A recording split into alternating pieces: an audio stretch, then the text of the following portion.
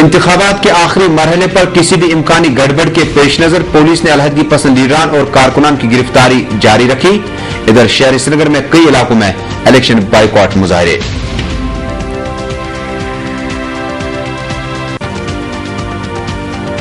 اور وادی میں جاری اسمبلی انتخابات کے دوران اپنی نوعیت کا پہلا حملہ، جنگجو نے دن دہاڑے گشت پر مامور سی آر پی ایف کے 2 اہلکاروں کو گولیاں مار دی اور رائفلیں چھین کر فرار ہونے میں ہوئے کامیاب۔ مرحلے پر کسی بھی امکانی گڑبڑ کے پیش نظر پولیس نے علیحدگی پسند لیڈران اور کارکنان کی گرفتاری کے لیے چھاپا مار کارروائی شروع کر دی، جس کے تحت نصف درجن علیحدگی پسند لیڈران اور کارکنوں کو گرفتار کیا جا چکا ہے۔ اس بیچ جموں شہر میں ریڈ الرٹ کا اعلان کر دیا گیا اور تمام ہوٹلوں اور اہم مقامات پر چھاپوں کے دوران وہاں موجود لوگوں سے پوچھ تاچھ کی جا رہی ہے۔ اس بیچ گھروں میں نظر بند حریت لیڈران جن میں سعید علی شاہ گیلانی، میروائز عمر فاروق شامل ہیں کہ گھروں کے باہر سخت ناکہ بندی کر دی گئی ہے اور جیمر بھی نصب کیے گئے ہیں۔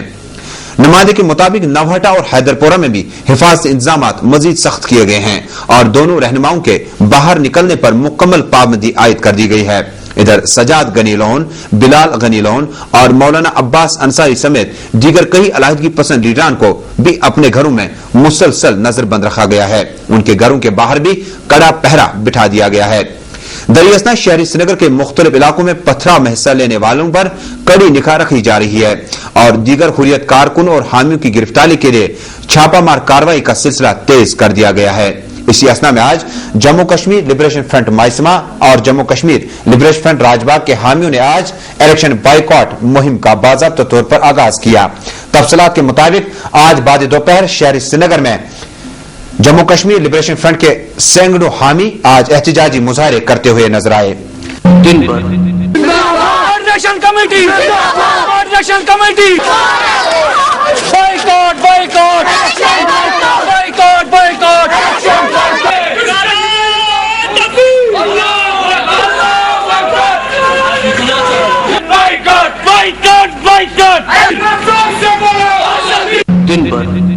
اور ناظرین آج شام گئے ایک اطلاع موصول ہوئی کہ بٹامالو میں آستان عالیہ کے نزدیک قائم ایک پولنگ بوتھ پر نامعلوم افراد نے شام 6:45 بجے ایک گرینیڈ داغا۔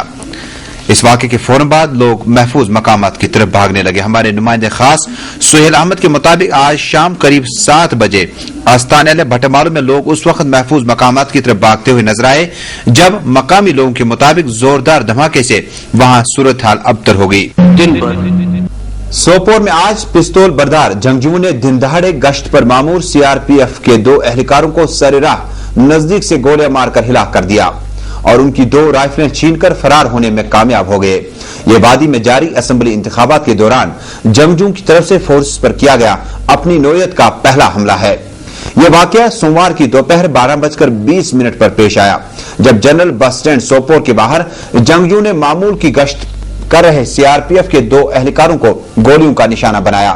اس سلسلے میں عینی شاہدین کے حوالے سے خبر رساں ایجنسی کے این ایس اور سنچن کو ملی تفصیلات کے مطابق 2 نامعلوم پستول بردار جنگجو اقبال مارکیٹ سوپور میں بس اسٹینڈ کی طرف جانے والی سڑک پر جموں کشمیر بینک کے نزدیک اچانک نمودار ہوئے اور سڑک پر کھڑے C R P F 189 battalion B company سے وابستہ کانسٹیبل اندرجیت سنگھ اور کانسٹیبل ایس ایس بدوریا پر نزدیک سے گولیاں چلائی۔